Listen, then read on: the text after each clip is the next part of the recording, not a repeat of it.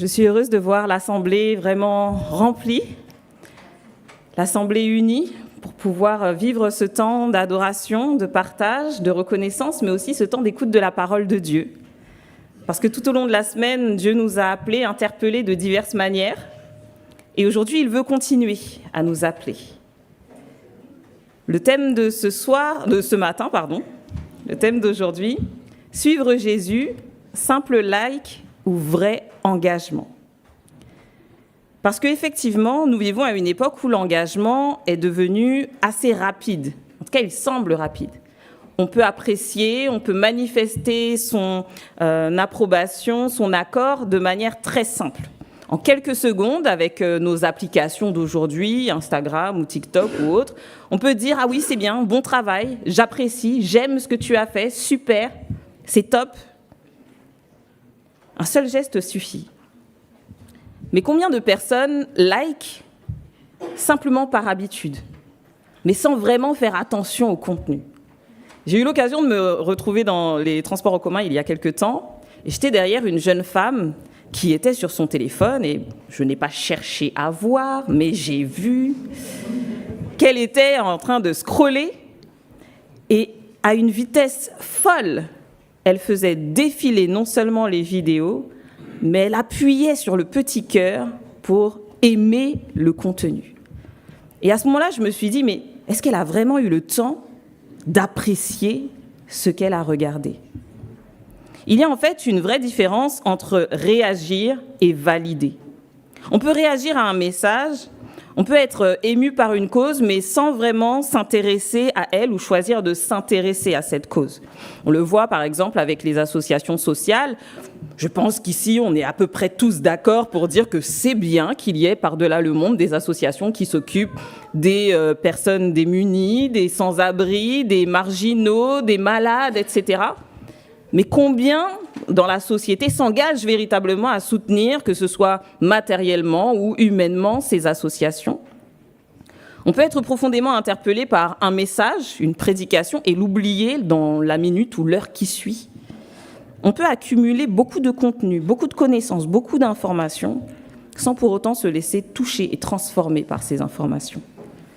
Et ça, c'est un phénomène qui n'est pas seulement lié à la technologie, mais qui est presque, je dirais, naturellement humain.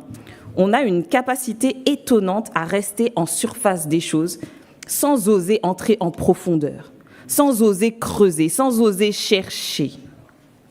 Et c'est pour ça que ce matin, nous voulons parler d'engagement. Parce que toute cette semaine, il n'a pas été simplement question de vous donner des informations, il n'a pas seulement été question d'une série de conférences, mais il a vraiment été question de Dieu, de Jésus, du salut, de l'avenir, de l'appel de Dieu à chacun de nous.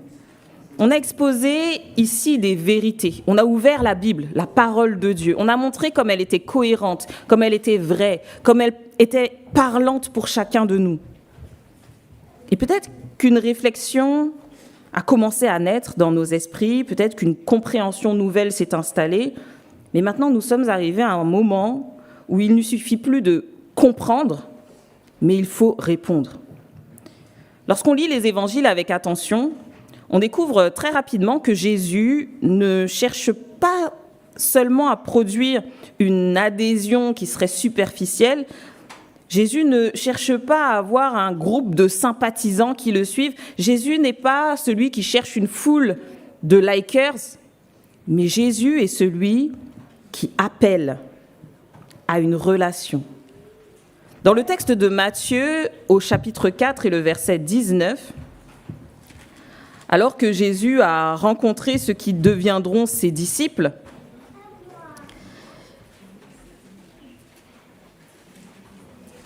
Pierre et André, qui étaient au travail en tant que pêcheurs près de leur barque, il va les appeler en ces termes. Matthieu chapitre 4, le verset 19, il leur dit « Suivez-moi et je vous ferai pêcheurs d'hommes ». Jésus ne dit pas « Pensez du bien de moi, soyez d'accord avec moi, acceptez ce que je suis », mais il dit « Suivez-moi ». Suivre Jésus, ça implique un mouvement. ça implique de changer d'état. Avant Jésus, on était immobile. Avant Jésus, on allait dans une direction. Mais suivre Jésus, c'est choisir d'arrêter ce que l'on fait et de prendre une autre direction. Cela implique de changer. On comprend dans cet appel de Jésus à Pierre et André que l'appel de Jésus est fort. Les disciples sont en train de travailler, ils sont sur leurs tâches quotidiennes, ils ont beaucoup de choses à faire, l'esprit certainement très préoccupé, ils sont dans leur quotidien. Ils ne sont pas en train de chercher à entrer dans une spiritualité ou à entendre un message religieux. Les disciples sont au travail. Mais Jésus vient les chercher, il entre en scène, il entre dans leur réalité. Et plutôt que de les appeler à sortir de leur vie, ce qui pourrait donner cette impression, alors qu'ils sont en train de travailler pour leur vie, Jésus ne les appelle pas à sortir de leur vie, mais il les appelle justement à entrer dans leur vraie vie. Parce que la vraie vie, ce n'est pas le train-train quotidien. La vraie vie, c'est Jésus-Christ.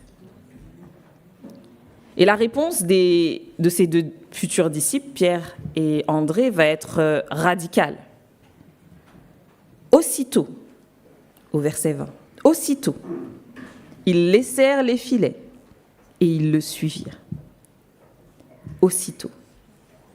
Parce qu'à ce moment-là, Pierre et André se sont rendus compte que tout ce qu'ils faisaient n'avait pas de sens si Jésus ne leur donnait pas de sens. Suivre Jésus, ce n'est pas simple. Suivre Jésus, ce n'est pas aisé. Suivre Jésus, ce n'est pas juste un choix parmi tant d'autres. Suivre Jésus, c'est le choix d'une vie. On dit qu'il y a 3 décisions importantes à prendre dans sa vie. Le choix du travail, au niveau professionnel, ce qu'on veut faire de sa vie. Le choix du conjoint, savoir avec qui est-ce qu'on va choisir de passer le reste de sa vie, parce que ça peut être long quand même.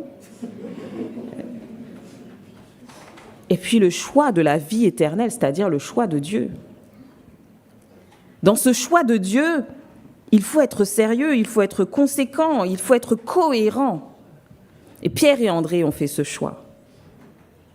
Jésus va encore plus loin dans l'appel à le suivre, parce qu'il va dire dans Luc, au chapitre 9, et le verset 23,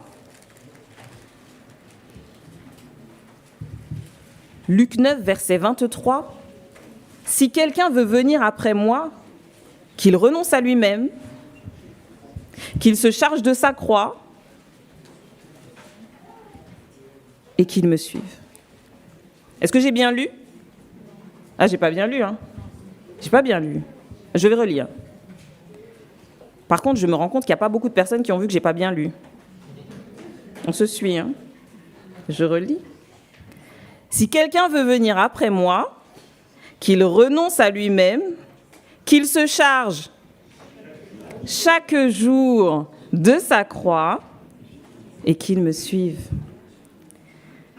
L'appel que Jésus lance ici à le suivre n'est pas un engagement d'une seconde, ce n'est pas un engagement, comme je disais tout à l'heure, parmi tant d'autres, ce n'est pas quelque chose de futile, ce n'est pas quelque chose de limité, mais c'est vraiment une décision de chaque jour. Suivre Jésus, c'est chaque jour. Et suivre Jésus va nécessiter de renoncer à soi. C'est fort comme expression. Qui aime renoncer à lui ? L'être humain est naturellement orgueilleux. L'être humain aime naturellement passer en premier. L'être humain aime naturellement se valoriser, pourvoir à ses besoins. Mais ce que Jésus nous dit ici, c'est que pour le suivre, il faut renoncer à soi. Il ne parle pas de se détruire, ce n'est pas ce qu'il est en train de dire. Mais il dit d'arrêter de faire de soi le centre pour reconnaître que Dieu est légitime pour diriger ma vie. Que Dieu est plus à même de me dire ce que je dois faire, ce que je dois être. Et ce que j'aime avec Jésus, c'est qu'il ne parle pas dans le vent. Il n'est pas comme les pharisiens qui disent ce qu'ils doivent faire, mais qui font eux le contraire. Jésus lui-même a donné cet exemple de comment est-ce qu'on renonce à soi pour laisser Dieu diriger, laisser Dieu éclairer et laisser Dieu faire briller notre lumière.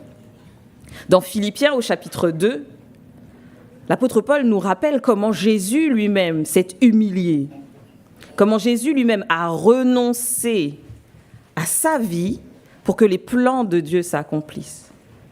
Il dit « Ayez en vous les sentiments qui étaient en Jésus-Christ », Philippiens 2 à partir du verset 5. « Existant en forme de Dieu, il n'a point regardé son égalité avec Dieu comme une proie à arracher, mais il s'est dépouillé lui-même en prenant une forme de serviteur, en devenant semblable aux hommes, et il apparut comme un vrai homme.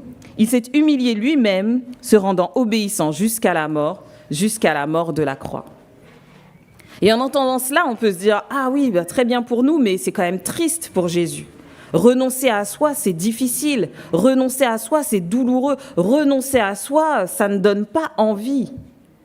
Mais ne nous arrêtons pas à ce verset 8. Continuons avec le verset 9.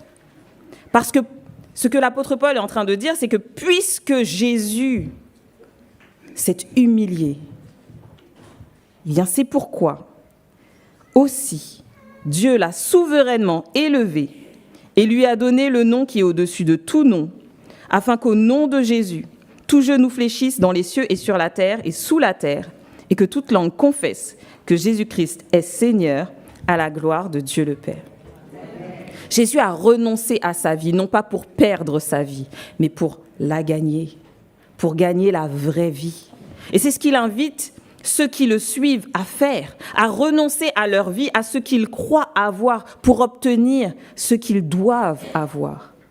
Jésus nous invite, comme le dit une phrase assez célèbre, à renoncer à ce que nous ne pouvons pas gagner pour gagner ce que nous ne pouvons pas perdre, la vie éternelle.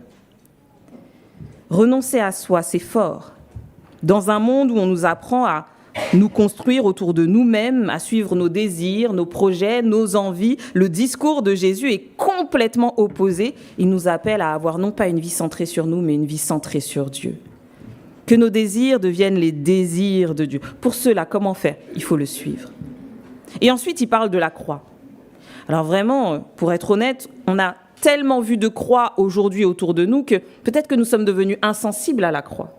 Sur chaque église, sur certains pendentifs, sur des t-shirts, on voit partout des croix. Avons-nous encore le sens de la croix ? Parce que la croix du temps de Jésus, c'était vraiment un instrument de mort. Au temps de Jésus, lorsqu'on voyait une croix, on frissonnait d'effroi. C'est le symbole de la condamnation. C'est le lieu où on abandonne sa vie. Et lorsque Jésus parle justement de porter sa croix, il ne parle pas d'un inconfort qui sera passager, mais il parle d'un engagement réel, d'un choix qui peut avoir et qui va avoir un vrai coût, d'une fidélité qui ne doit pas dépendre des circonstances, mais qui doit aller jusqu'au bout. Jésus est resté sur cette croix jusqu'à ce qu'il meure. Et Jésus nous invite à porter notre croix jusqu'à ce que nous aussi, nous mourions à nous-mêmes, pour ensuite, comme lui, pouvoir être ressuscités et vivre une vraie vie. Dans ce passage de Luc, Jésus va ajouter qu'il faut porter sa croix chaque jour. Parce que suivre Jésus, ce n'est pas une décision ponctuelle. On va en parler après, mais on dit parfois baptiser un jour, baptiser toujours. C'est chaque jour qu'il faut décider de rester accroché à Dieu. Chaque jour qu'il faut décider de persévérer jusqu'à la fin. Et c'est pourquoi l'apôtre Paul était tellement heureux de pouvoir déclamer à la fin de sa vie « J'ai combattu le bon combat, j'ai achevé la course et j'ai gardé la foi ». Parce qu'on peut perdre la foi. On peut oublier ce en quoi on a cru. On peut laisser les circonstances de la vie nous accaparer, nous bloquer les yeux et nous empêcher d'aller de l'avant. Il faut persévérer jusqu'à la fin. Et c'est pourquoi ce n'est pas une fois de temps en temps qu'il faut renouveler sa foi, mais c'est chaque jour. Si Jésus l'a dit, c'est que c'est vrai. Chaque jour, prendre cette décision de vivre une relation avec Dieu. Suivre Jésus, c'est prendre ce temps, s'arrêter pour consciemment se positionner. Consciemment choisir, comme Pierre et André, de laisser et d'aller. C'est pour ça que la Bible insiste dans Jacques au chapitre 2 et le verset 17, elle nous dit que la foi sans les œuvres est morte. Ce texte ne dit pas que les œuvres sauvent, mais ce texte dit qu'une foi vivante doit produire des œuvres. Et ces œuvres vont ensuite alimenter la foi vivante. Rien n'est fait au hasard. Et c'est pourquoi Dieu nous invite à exercer les dons et les talents qu'il nous a donnés. Dieu nous invite à mettre à profit ce qu'il nous a donné parce que plus nous exerçons ces dons et plus nous sommes nous-mêmes bénis par ces dons. Le psaume 23 ne dit-il pas « Tu oins d'huile ma tête et ma coupe déborde ». Parce que Dieu me bénit, je suis en capacité de bénir les autres. Mais puisque je bénis les autres, Dieu n'a de cesse de continuer de me bénir pour que je puisse être un canal de bénédiction pour les autres. La foi ne va rien changer à nos vies si elle n'est que théorique. Il y a une différence entre dire « je crois » et vivre comme quelqu'un qui croit.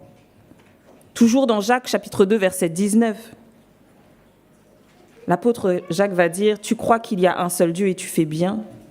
Les démons y croient aussi et ils tremblent. Croire, c'est bien, mais ce n'est pas suffisant. Il faut aller plus loin dans la relation. Il faut entrer dans cette relation. Et Jésus nous met en garde contre toute adhésion qui resterait superficielle. Dans Matthieu au chapitre 7, verset 21, à la fin de son sermon sur la montagne, il va donner ce dernier enseignement. Ceux qui me disent « Seigneur, Seigneur » n'entreront pas tous dans le royaume des cieux, mais seulement celui qui fait la volonté de mon Père. Plusieurs me diront en ce jour-là « Seigneur, n'avons-nous pas prophétisé par ton nom ? N'avons-nous pas chassé des démons par ton nom ? Et n'avons-nous pas fait beaucoup de miracles par ton nom ?» Alors je leur dirai ouvertement, dit Jésus, « Je ne vous ai jamais connus. Retirez-vous de moi, vous qui commettez l'iniquité. » On peut faire beaucoup de choses belles pour Dieu, mais il faut faire des choses belles avec Dieu. Dans ce verset, on voit qu'il est possible d'être avec Dieu, mais seulement en apparence. Mais comme on l'a vu dans les jours passés, à la fin des temps, l'apparence ne sauvera personne. C'est pourquoi on peut parler de Jésus sans vraiment suivre Jésus. On peut chanter de beaux mots, de beaux cantiques à sa gloire, mais sans lui donner vraiment sa vie. On peut être très religieux, mais sans être transformé. Alors la question se pose, qu'est-ce que signifie réellement suivre Jésus aujourd'hui ? Et la Bible donne la réponse simple, très simple. Dans Actes au chapitre 2, nous pouvons lire ce qui est écrit à partir du verset 37, qu'après avoir entendu ce discours, ils eurent le cœur vivement touché et ils dirent à Pierre et aux autres apôtres, « Hommes, frères, que ferons-nous » Et Pierre leur dit, « Repentez-vous et que chacun de vous soit baptisé au nom de Jésus-Christ pour le pardon de vos péchés et vous recevrez le don du Saint-Esprit. » Ce sont des versets que je trouve vraiment magnifiques parce que le contexte aussi est beau. Pierre et les autres apôtres vont prêcher l'évangile pour la première fois après que Jésus soit monté au ciel et ils sont remplis du Saint-Esprit. Et au chapitre 2, on va voir comment ils vont être remplis du Saint-Esprit à la Pentecôte, comment ils vont témoigner dans d'autres langues de Jésus, de son ministère, de son service, de son humilité, de sa mort et de sa résurrection, et comment tous les Juifs ou affiliés qui venaient de partout dans le monde à Jérusalem pour fêter cette fête vont être touchés par ces paroles et par le miracle dont ils vont être témoins. Et parce qu'ils vont être vivement touchés, ils vont poser cette question, « Hommes, frères, que ferons-nous ? Nous avons entendu ce que vous avez dit, nous avons compris que Jésus est véritablement le Messie, il est véritablement l'envoyé de Dieu, il est véritablement celui qui sauve, celui qui a un plan pour nous, celui qui revient nous chercher. Nous avons reçu. Mais maintenant, que ferons-nous ? Parce qu'après avoir entendu toutes ces belles choses sur Jésus, nous ne pouvons pas rester comme ça sans rien faire. Nous ne pouvons pas juste liker et passer à autre chose. Nous devons faire quelque chose. Avons-nous, nous aussi, encore le cœur vivement touché à l'annonce de l'amour de Dieu qu'il a manifesté pour vous, pour moi, à la croix ? Quand nous entendons le nom de Jésus, sommes-nous encore brûlants ? Avons-nous encore des frissons de nous dire que Dieu nous a aimés d'un amour si grand ?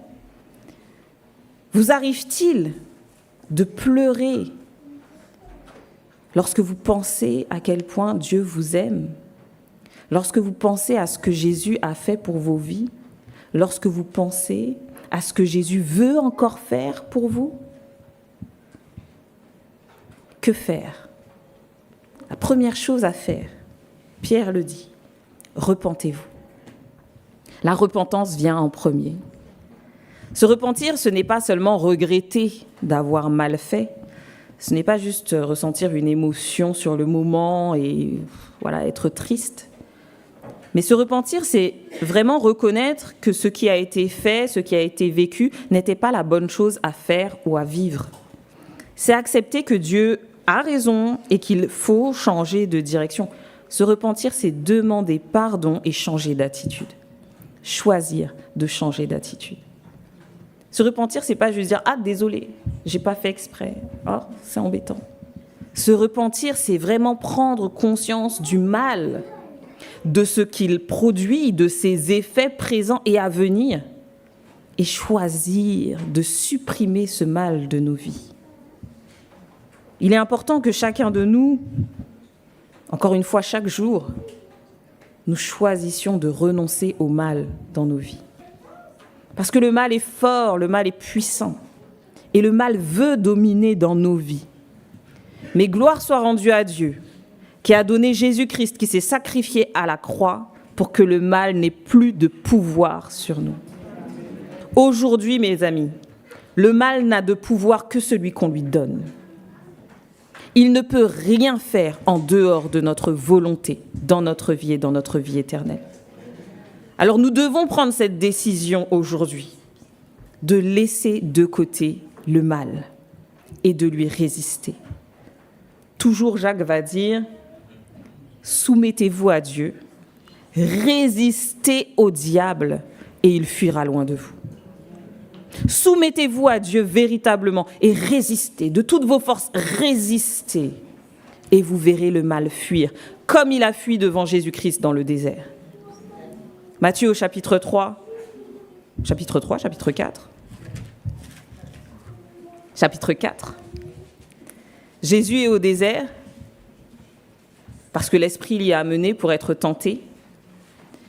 Et par 3 fois, le diable va le tenter. Il va le tenter dans sa chair, avec la nourriture. Il va le tenter avec l'orgueil et la tentation de se croire supérieur, avec la notion de monte sur le toit du temple et puis jette-toi d'en haut, tu verras que de toute façon Dieu te protégera. Et puis il va le tenter avec les richesses de ce monde, en lui présentant le monde et lui disant si tu te prosternes et si tu m'adores, je te donnerai tout cela. Par 3 fois, Jésus va refuser et par 3 fois, Jésus va résister au diable. Et vous savez ce que le diable a fait ? Il a fui. Il a fui. Et plus jamais, il n'est venu parler à Jésus. Il a fui. À nous de continuer de suivre l'exemple de Jésus et de résister au mal. Nous avons fait mal. Et peut-être que nous ferons encore mal, mais nous ne nous soumettrons pas au mal. Nous nous soumettrons seulement à Dieu. Après avoir parlé de repentance, Pierre va parler de baptême. Que chacun de vous soit baptisé pour le pardon de vos péchés. Dans la Bible, le baptême, c'est un acte fort, c'est un acte important. Il est visible, il est public et surtout, il marque un engagement volontaire et personnel. Dans la Bible, on va baptiser des personnes adultes qui choisissent de leur propre volonté de renoncer au mal, au monde, aux choses du monde et de s'attacher à Dieu. Le baptême signifie que la personne ne veut plus seulement croire à quelque chose, mais qu'elle choisit d'entrer dans une relation réelle avec Dieu. Et j'aime ce que Pierre nous dit du baptême, des eaux du baptême. Il dit que c'est l'engagement d'une bonne conscience envers Dieu. Par le baptême, nous ne nous engageons pas à être parfaits, mais nous nous engageons à faire au mieux pour garder la sainteté que Dieu nous a donnée en Jésus-Christ. Dans Romains au chapitre 6 et le verset 4, nous pouvons lire que nous avons été ensevelis avec Jésus-Christ par le baptême en sa mort, afin que comme Christ est ressuscité des morts par la gloire du Père, de même nous aussi nous marchions en nouveauté de vie. Le baptême symbolise, oui, la mort, mais aussi la nouvelle naissance en Jésus-Christ. Cela signifie que suivre Jésus ne consiste pas seulement à améliorer un peu notre vie, mais à nous donner une nouvelle vie. Suivre Jésus, ce n'est pas être quelqu'un de meilleur, c'est être quelqu'un de différent. Être un autre humain, quelqu'un 2.0, complètement nouveau. Mais cette nouvelle vie, elle ne repose pas sur l'effort humain. Elle repose sur la décision de l'homme d'intégrer cette nouvelle vie, mais pas sur l'effort humain. Nous sommes incapables de changer. Un léopard peut-il changer ses tâches, n'est-ce pas? Non, nous ne pouvons pas. Combien d'entre nous avons essayé de changer? Combien d'entre nous avons essayé de gratter un peu nos défauts, de transformer un peu notre caractère, de faire tant d'efforts? Et combien d'entre nous avons échoué, parfois lamentablement, à réussir à être meilleurs? Mais Jésus ne nous a pas demandé de faire tous nos efforts pour être meilleurs. Il nous demande de faire tous nos efforts pour maintenir ce salut qu'il nous a donné. Comment est-ce qu'on le maintient? Jean chapitre 15 et le verset 5. Jésus dit: « Je suis le cep et vous, vous êtes les sarments. Je suis le cep et vous êtes les sarments.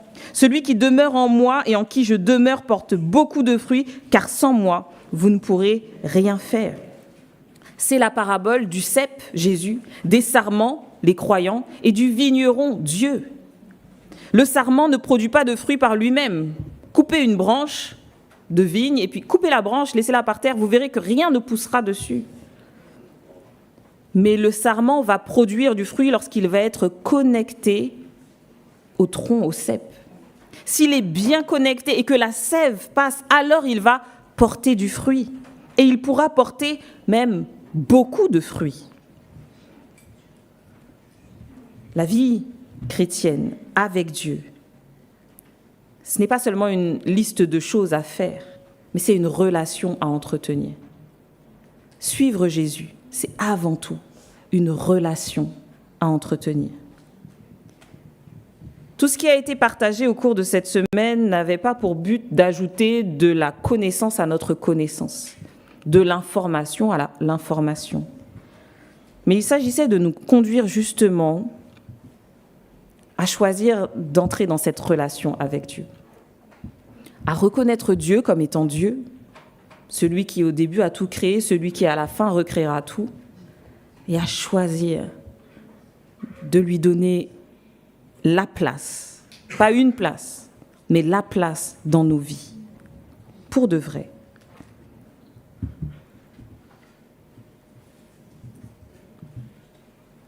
Cette semaine, vous avez pu entendre que Dieu vous a voulu, que votre vie a un sens et que vous n'êtes pas là par hasard. Au commencement, Dieu créa les cieux et la terre. De sa propre intention, il l'a choisi.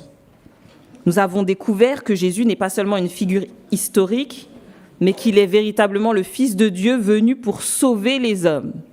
Car Dieu a tant aimé le monde qu'il a donné son Fils unique, afin que quiconque croit en lui ne périsse pas, mais qu'il ait la vie éternelle.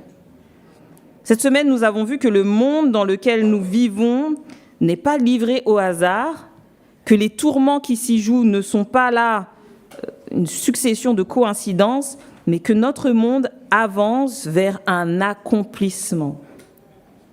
Je m'en vais vous préparer une place, et lorsque je m'en serai allé, je reviendrai, je vous prendrai avec moi, dit Jésus. On a compris cette semaine que Dieu nous appelle. Encore et encore, il parle, il invite et il attend qu'on réponde à son appel. Alors, est-ce que ces choses vont devenir une réalité dans nos vies? Pas une réalité ponctuelle, pas une réalité d'aujourd'hui et demain elle est oubliée, mais une réalité de tous les jours. Est-ce que nous allons aujourd'hui choisir de suivre Jésus? Pas juste d'apprécier Jésus et dire « ouais, c'est un type cool ». Est-ce que nous allons vraiment choisir de lui faire confiance? Parce que l'appel de Dieu implique une réponse. Et la réponse consiste à dire « j'accepte de changer de direction avec toi ». C'est pour cela que la Bible insiste et nous donne ce texte de 2 Corinthiens au chapitre 6, versets 1 et 2, que nous avons pu lire au tout début. 2 Corinthiens 6, versets 1 et 2. Paul dit « Puisque nous travaillons avec Dieu, nous vous exhortons à ne pas recevoir la grâce de Dieu en vain. » Et après toute cette semaine, je veux vous exhorter aussi, comme Paul l'a fait, à ne pas recevoir la grâce de Dieu en vain. Parce qu'une réalité, c'est que Jésus est déjà mort à la croix. Il y a presque 2000 ans, il a fait son travail, il a fait sa part, il a déjà donné sa vie pour le salut de tous ceux qui croient. Ça, c'est fait. Que cette grâce ne soit pas vaine dans votre vie. Parce que Dieu dit, « Au temps favorable, je t'ai exaucé, au jour du salut, je t'ai secouru.